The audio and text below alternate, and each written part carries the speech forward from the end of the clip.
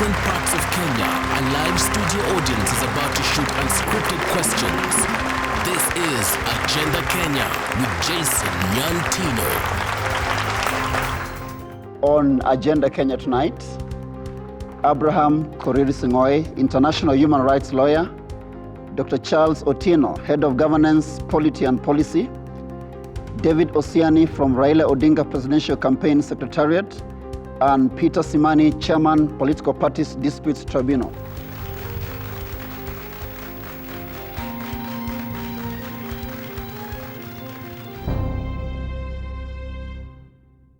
A warm welcome to you all. Thanks for joining us. This is Agenda Kenya, your award-winning talk show. Tonight we focus on the just concluded pre-election coalition arrangements which have just been formed by our political parties in readiness for elections 2013. What is in there for the common mwananchi? That's you and me. Do they have what it takes to take this country forward? We find out tonight. I've got fantastic audience members coming in from different counties from across the country. Welcome aboard. Our first question is from Kioko Shadrach Moki, who is a student. I ever feel that the coalitions were formed under a pressure to beat the December 4th deadline, and I feel the Kenyans were not considered in the formation of their coalitions. Okay. Thank you, Shadrach. Korir, give it a go. Yeah, it's a very important question. I think it's important to say that the law itself sets a timeline for the filing of coalition agreements, and that is 3 months before the elections.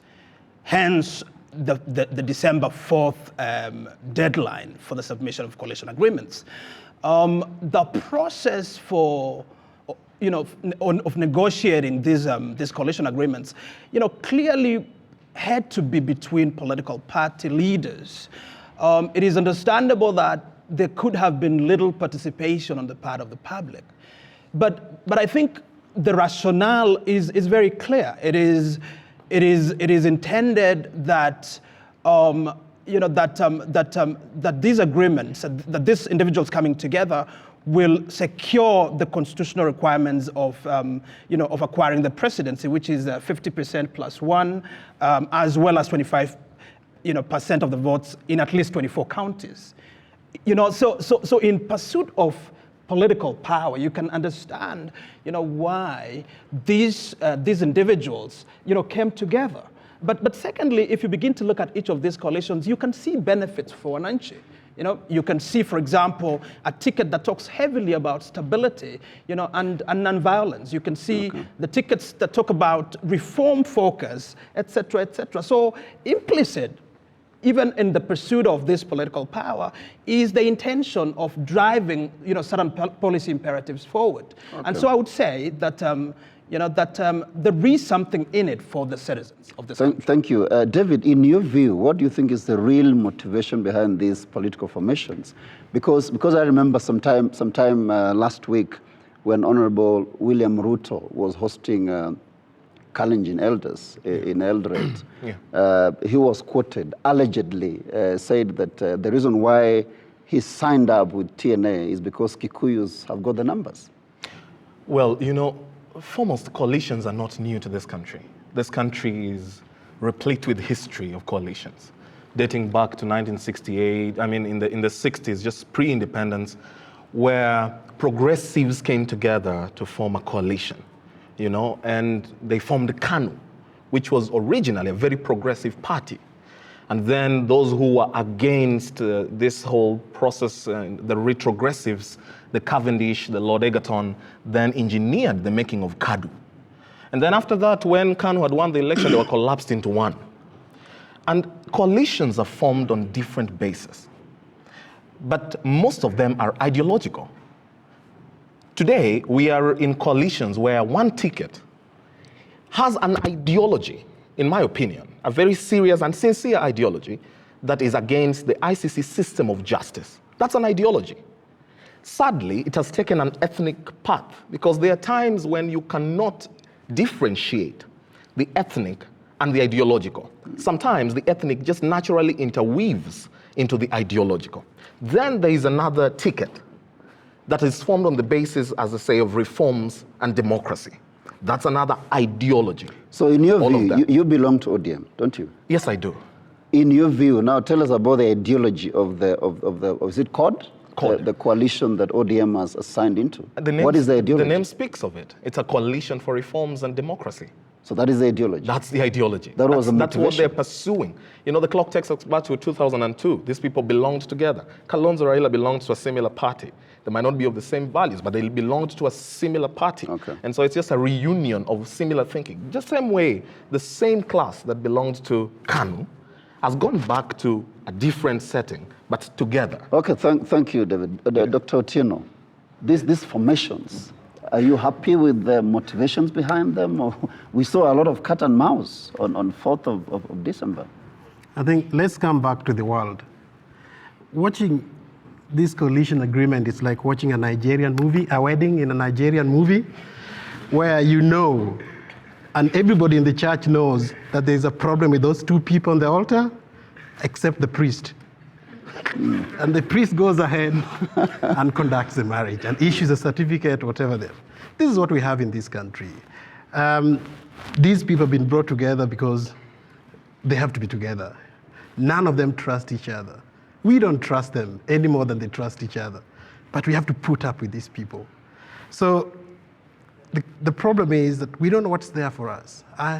The process of negotiating this coalition also was wrong, because in my view, I believe that every political party in this country needed to consult with the party members.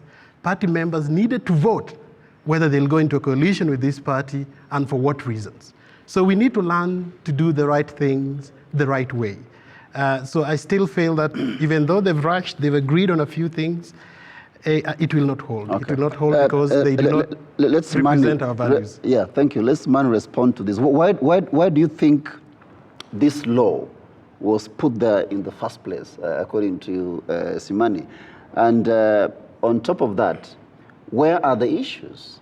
I mean, you saw what happened in Nairobi on 4th of December.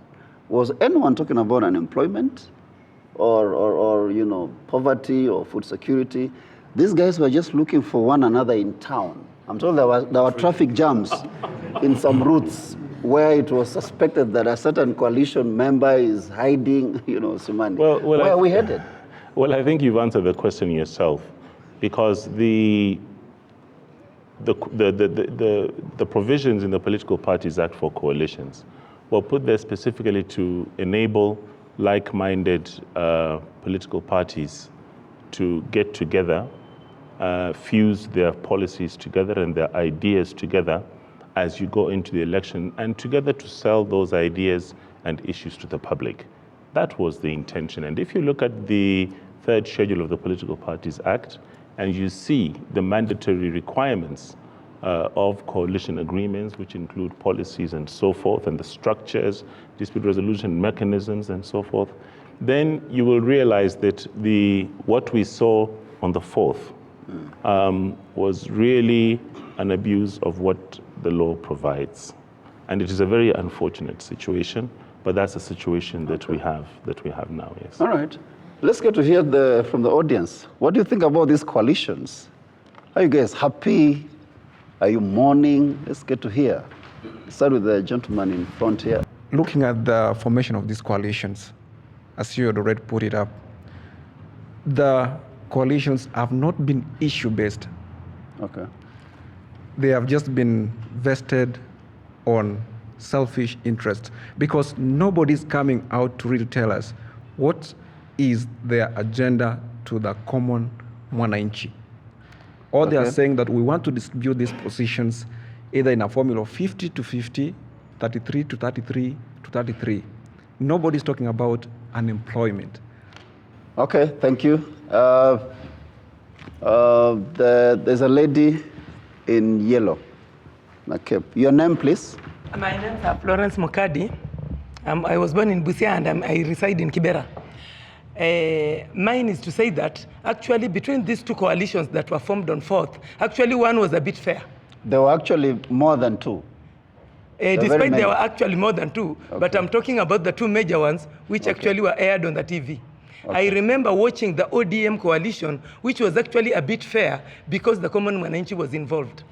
Then this other one of TNA actually, I think it was How do you know that the Common Mwananchi was involved? Because I was watching on the TV and actually the Common Mwananchi was there. Yeah, that is the truth, and actually the Common Mwananchi has actually made the decision. Despite the Kenyan leaders have tried to circumlocute Kenyans, I think we Kenyans, ambao ni mwananchi wa kawaida, we've already come up with the decision that we shall not only follow the tribal differences. Okay, thanks a lot, Florence. We come to this side now. The gentleman in a tie, your name, please. My name is Kelvin Ochieng from Kenyatta University. From the experience that we have had before, the coalitions that have been signed before, have realized that those parties, immediately after they have formed the coalition, they will normally have blame games. Like recently, you had ODM blaming PNU over government failing. They were blaming that ODM's policies were not included when the government was being structured. So with me, I am not after coalitions. Let every man stand alone, like Olek Yapi and Martha Karua and the rest. Thank you. Okay, thank you. I can take one more. The gentleman on the second row, your name, please. My name is Raphael Okoth. There's the issue of pre-election pacts. Are they going to be cohesive, or are they going to polarize the country further? Thanks for those comments. We take a break now, but we'll come back and address all of them. Don't go away.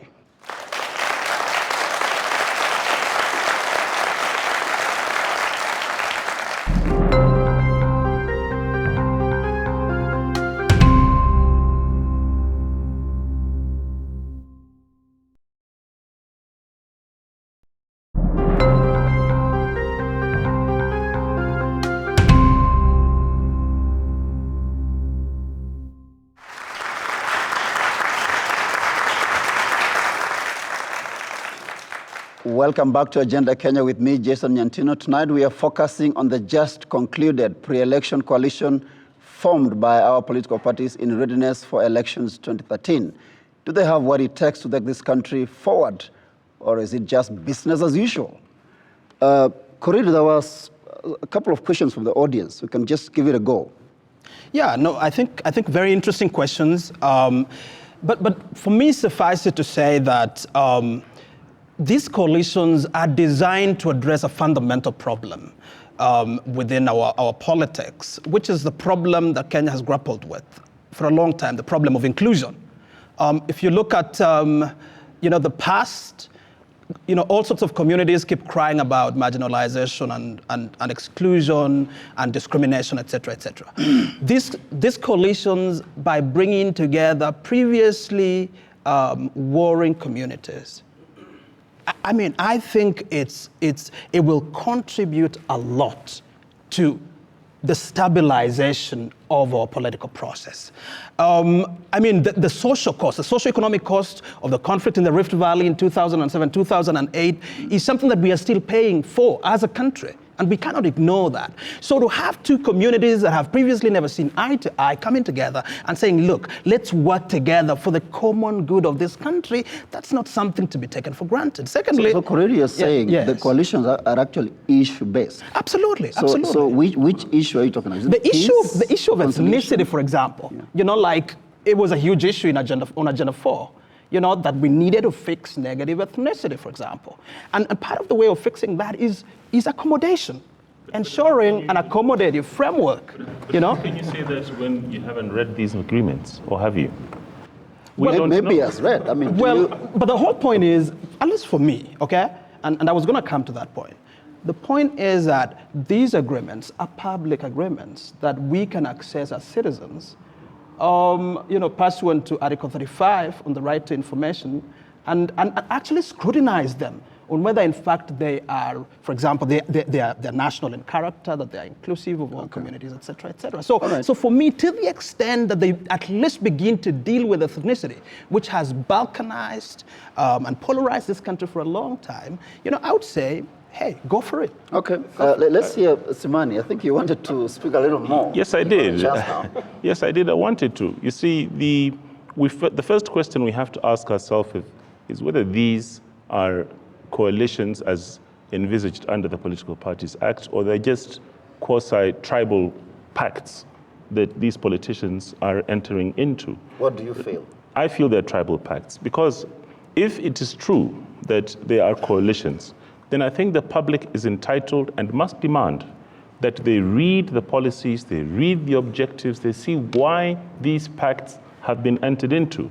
You saw last minute, people, as you correctly say, people moving all over the place.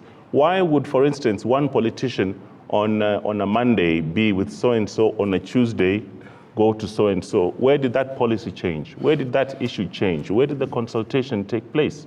And I think that the public has to ask themselves, are they relevant in this process? Are you relevant in this process?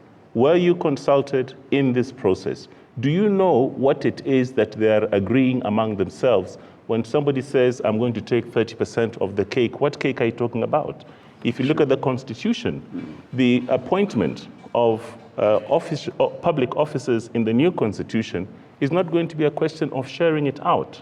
You'll have to go to Parliament, you'll have to debate, you'll have to vet the public who is going to be involved to decide integrity and so on and so forth. So you cannot promise and say, I'm going to take 30% here and 30%. Okay. So the public, I think, must really question and demand. All right, thank you. Thank you. Dr. Otieno, do you think these coalitions are tribal? Are they just coalitions, or are they just tribal coalitions? I think they're like, trying to move frogs across the river in a wheelbarrow. By the time you cross, many of them will jump out. Yes, so that brings us to the question from our brother from KU, the blame game. Talking about coalitions that have just been formed anyway. What are we expecting? Then there was also a question from Raphael about cohesiveness. What are we expecting? I think one of the problems, the reason why we have these coalitions is because the people that were negotiating them wants to win power. And to win, you need to have the numbers. So it's all about number crunching, who you bring on board to make sure that you have the number that will get you to win the next elections. And that number comes down to the tribal groupings that you can put together. The only problem is how they were negotiated. I think I agree that every political party, and this is where the law is also weak, every political party needed to convene their delegates, put this motion to their delegates, the delegates to agree whether they want to enter into a coalition with the party or another group, on what issues and to what extent that will be respected by the party. I think what we saw was a group of people coming together, agreeing on how they are going to divide power, and it's us that will suffer, the Kenyans, the Mwananchi.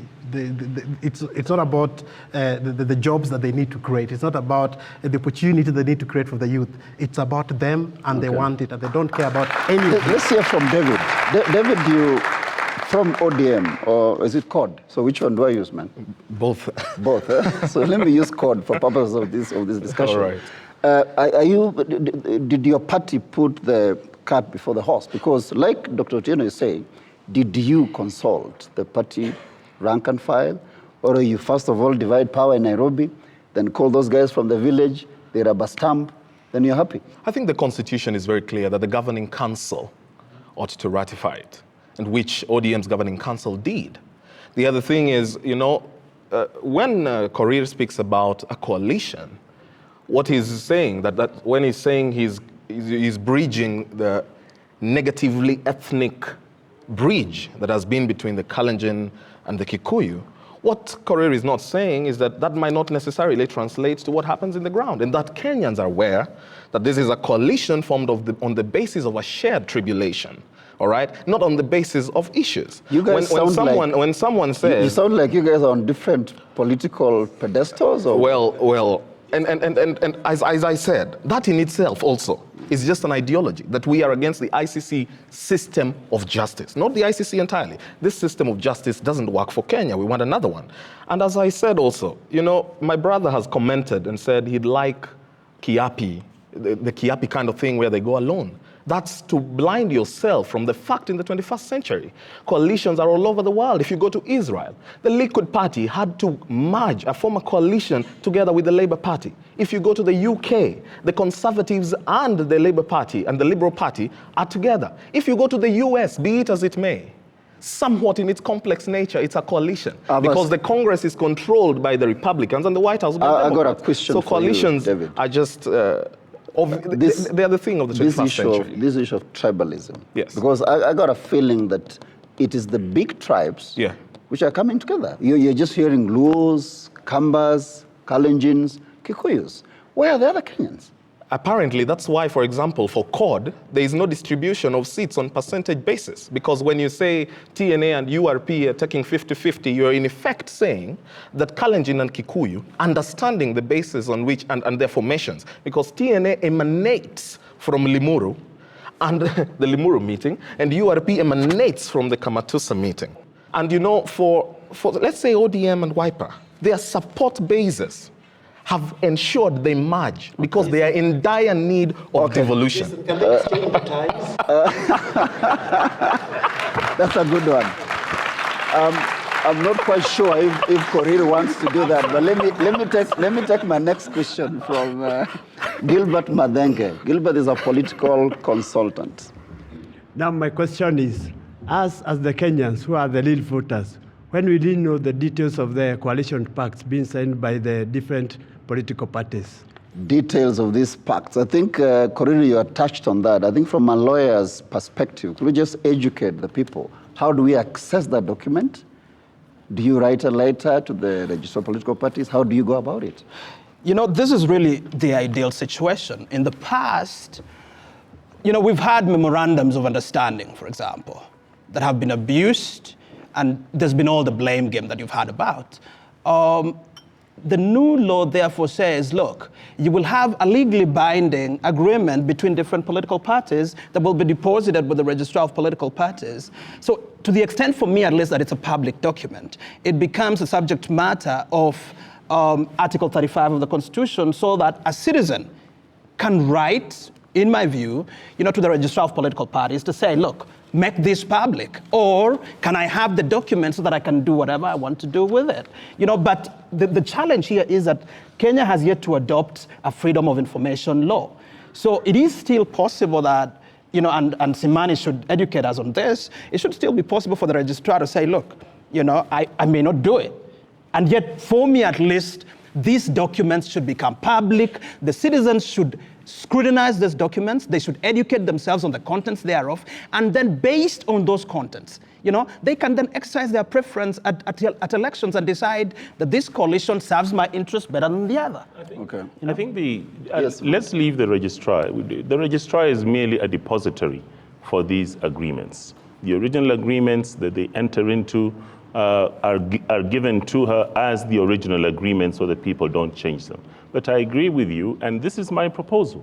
My proposal is that if these political parties are genuine, then what they must do from tomorrow is buy space, these advertisements, the way they're saying, I want to be governor, I want to be senator, take that money and print out, publish all these agreements in the daily newspapers.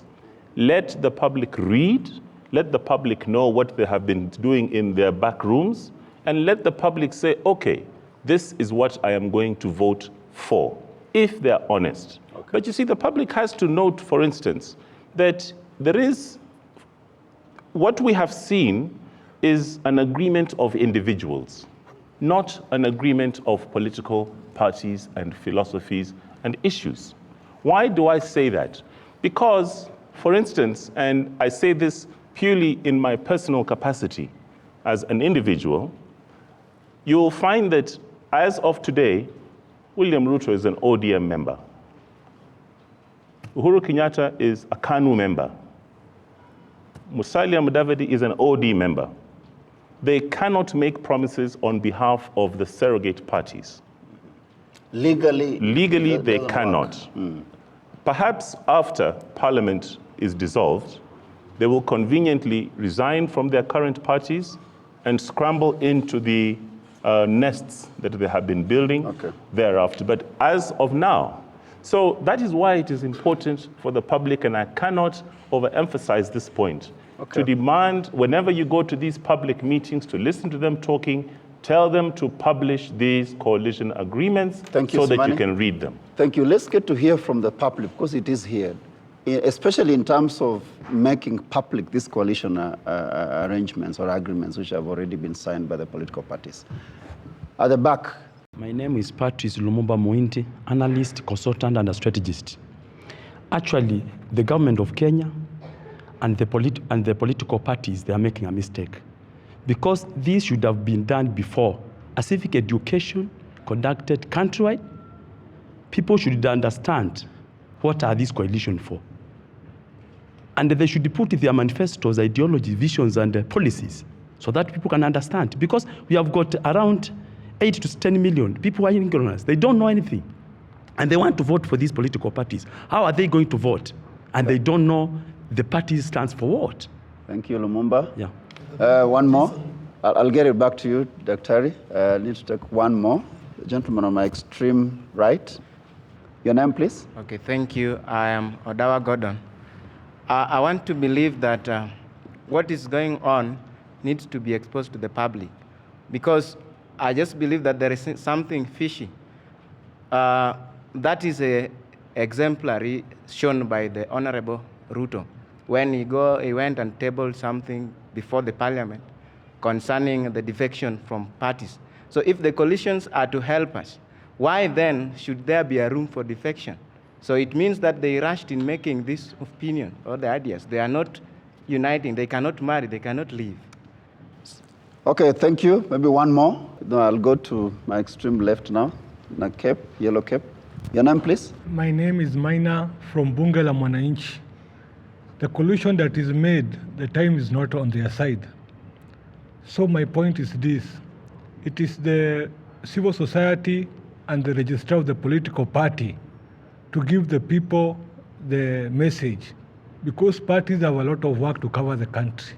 Thank you very much. Time for our second break now, and if you're watching us from home, you need to respond to this question. Do you think the pre-election coalitions will serve the interest of the ordinary Kenyans? Do you think the pre-election coalitions will serve the interests of the ordinary Kenyans? That's you and me. Text your answer to the number on your screen and give us your name and where you're watching us from. We'll be right back.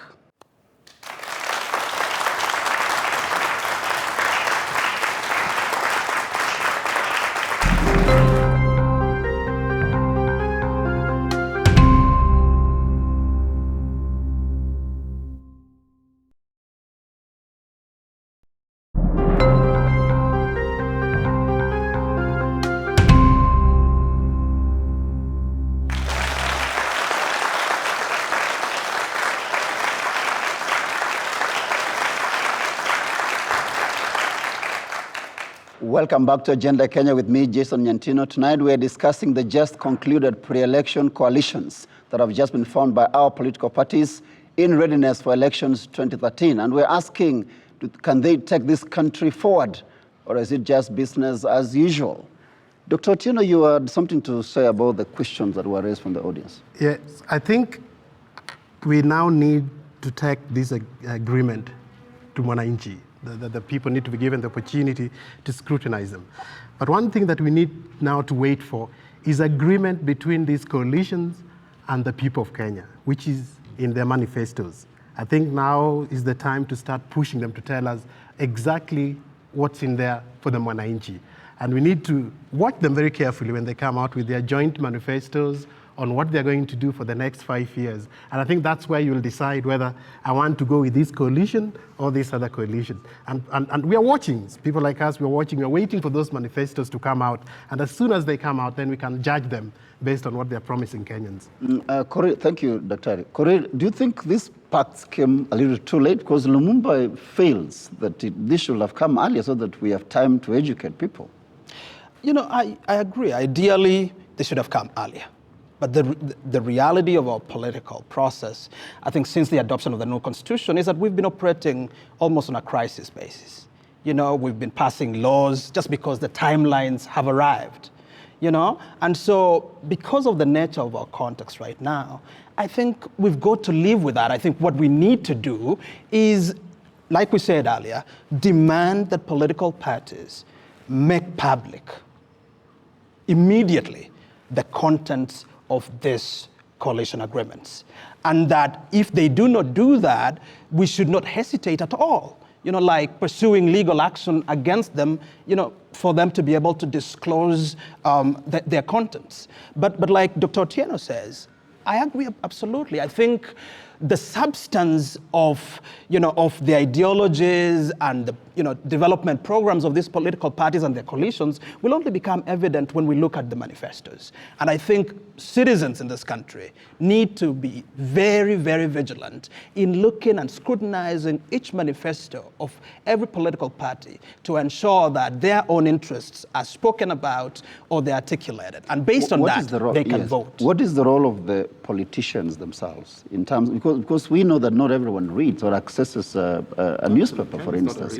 So I don't trust the reading culture of Kenyans. Sorry to say that, but what is, for instance, yourself, you're a leader in your own right.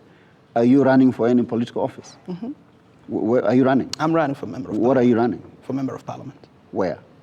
In Kwanza constituency. Kwanza constituency. Yes. So assuming you go to Kwanza constituency, yes, how are you going to educate the masses down there that this is what this coalition arrangement means to you and me? Absolutely. Just like we've been educating the citizens about the contents of the Constitution, you know, about their rights in the Constitution, about the devolution arrangements. In the same way, you know, when we are selling our ideas in terms of what we want to achieve for the citizenry, certainly we need to be able to expose the contents, you know, of these agreements to the citizens. I think it is also incumbent on politicians themselves to be able to spend their time educating the citizens on the contents of this. I hope they'll say the right thing, because those politicians tend to lie a lot when they're talking to the Mwananchi. My next question is from Donata James.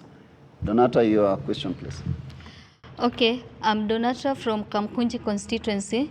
My question is, we have seen these different political parties forming coalition. Now I wonder, are this coalition to stay, or will it lead Kenyans to another election violence as experienced in 2007-2008 election violence? Thank you, Donata Simani. We'll take that. We're talking about the cohesiveness. Are there roots? I mean, if one coalition member decides I'm tired, and it happens a lot in Kenya, by the way, because the moment the government is voted in and the cabinet is announced, you'll see a press conference the same day. Guys saying we've been shortchanged. What happens when these coalition partners are not satisfied? Well, I'll answer this in two phases. First of all, we have spent this evening emphasizing that you must, first of all, read these coalition agreements so that you know what obligation lies on whom. So that if these coalition agreements break up, you are able, as the public, to determine who was at fault or responsible for the breakup of the coalition. But having said that, under the third schedule of the Political Parties Act, it is mandatory for these coalition agreements to have embedded in them a dispute resolution mechanism, so that we know when these coalitions break up or they get into disagreements, this is how they are going to resolve their disputes. And you are entitled to know that. And I'm going to spend this whole evening making that emphasis that the public must be part of this whole process. If not, then you, I am sorry to say, are irrelevant in this election process. Okay. Yes. Okay. David, as you respond, I need you to also interrogate the idea of the MOUs that we've known in this country for a long time. Do these coalitions have the force of law, such that we go around to hear that, we signed this and you should change this? Do they have the full force of law? Of course, the coalitions have the full force of law. This time, as you heard Kalonzo Musyoka probably reiterate as they were launching and unveiling CORD, they have full force of law. But again, to get back to my sister, breakups are fundamentally there, particularly when you know and understand that the foundation and the basis on which you form that union is deceitful. Unions formed on the from the foundations of deceit don't last. Unions formed on the foundations of opportunism. Like one would argue with UDF, or one a candidate or the other who just wait for an opportunity that others might go to Hague and there might be a chance. They cannot. David, UDF that's is not here to defend themselves, so please, I will you need leave to withdraw. Because you were not there when they were negotiating. I thought that's my opinion, because if I view it that it's opportunistic. That's my opinion. Formed on the basis of that, they are naturally bound to break. But unions formed with the understanding that the support base requests for it, that they share a common need, that these two support bases are in dire need of leadership that will implement the Constitution, which in a sense is the only heritage for young people in this country. It's very unlikely they would break. The leaders might not be in the same wavelength. But if the support base are in the same wavelength, they say we need devolution, we need more roads and better services at the ground here, it's unlikely they will have a point of departure. Okay, thank you. Quickly, Dr. Tino, before I go to the audience. My sister there. Unfortunately, in this country, we have just enough politicians to make us hate one another, and not enough priests to make us love one another. So these agreements have been signed by politicians who happen to be political chameleons. They are going to change. The only thing that we need to do this time is not to allow them to hate each other, to allow us, with the Wananchi, to hate each other, that will take something to fight each other's labor. I think this time, let them fight their own war. And us, leave us where we are. We will go vote, then let them sort it themselves. Okay. Let's get to hear your views, especially about how will they last. The lifespan of coalitions in this country is just too short. At least that's what all of us know. So let's get to hear you in front in a tie. Your name, please. My name is Michael Waleho. Actually, what I know is that there is a whole difference between what is written in the Constitution, the law that guides formation of pre-election pacts, and what is actually happened. Because on Monday, if you happened to be in the Central Business District, then you might have seen the rush, yeah? There was actually a lot of traffic jam in town. People running here and there to look for a possible person to get married to.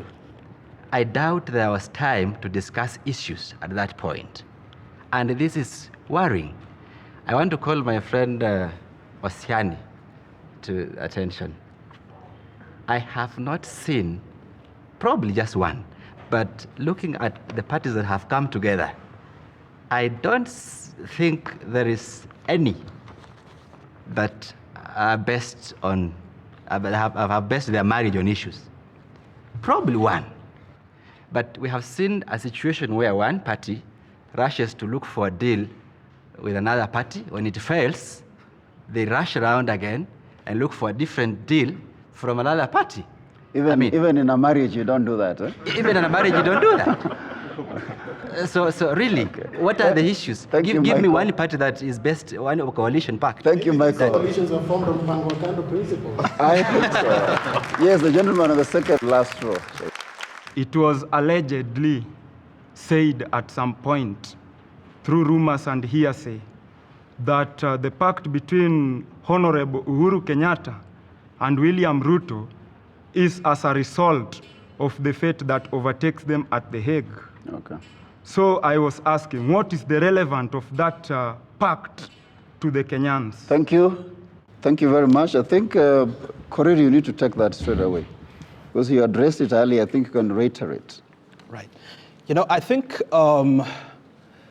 it's very clear that, at least from where I sit, the TNA, UDF, URP coalition is based on ensuring that ethnic conflicts that have plagued our elections since 1992, particularly in the Rift Valley, that have caused colossal loss in terms of to our economy, that have caused deaths to thousands of people in this country, that have resulted in massive displacements of people, that kind of scenario is not repeated. Secondly, a coalition that desires or that seeks to secure political power in the first round, in my view, saves this country a lot of money. Because the cost of running a presidential election, like having a second go at it, or a runoff election, is very, very costly. So in my view, even if there was nothing else in this coalition, even if it was just about peace, even if it was just about burying the ghosts that have plagued our elections since 1992, I would argue that I think this is a coalition that you might want to give it a chance. But I'm not saying that is necessarily the best coalition. Respond quickly. I need to. I've run out of time. I just disagree. Very quickly. I disagree with him to say that one of the ticket of TNA, URP, and UDF wants to bring together and sort out ethnic conflicts. You, as well as myself, are aware that one of the most divisive factors amongst these two tribes has been the issue of land, and how to sort it out has never been found. And that simply because the son of one of this community and the son of another community stands up, bridges the gap, is a true hoax. Why? Because one of the leaders of that ticket is one of the reasons for our land. So how is CORD addressing that? You're just criticizing the other one. No, I'm not criticizing. I mean, in our manifesto,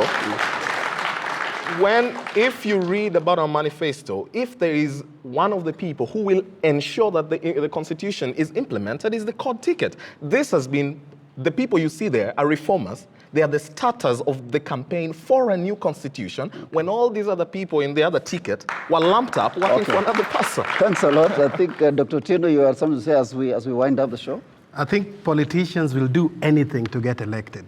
So it doesn't matter if this agreement, if URP was to meet, the agreement between URP was URP and ODM, will we be saying that it was bad? If it was between TINA and whatever, the other party, are we going to say that it was bad?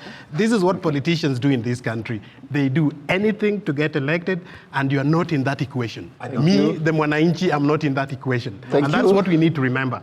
It has nothing to do with you. All right, thank you. And that's where the curtain falls for Agenda Kenya this week. I thank all of you for participating, and of course, all of you at home for watching. You can be part of this discussion by responding to this question. Do you think the pre-election coalitions formed by our political parties are serving the interest of the common Mwananchi? Text your response to the number on your screen. Give us your name and where you're watching us from. You can also find us on Twitter and also Facebook pages that are running on your screen now. And let's get to know what you think. And until next week, bye-bye.